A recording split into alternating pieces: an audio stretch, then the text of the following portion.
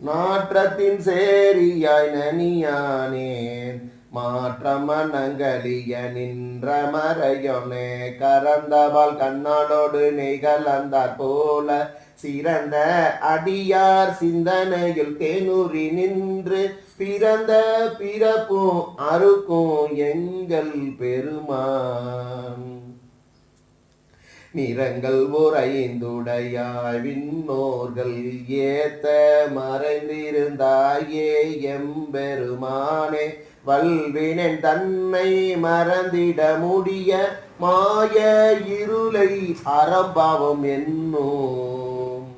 அருங்கயிற்றாலே கட்டி கட்டி புறந்தோல் போர்த்தங்கும் பொடு அடு மூடி மலஞ்சோறும் 9 வாயிற் குடிலை மலங்க புலன் 5 வஞ்சனையை செய்ய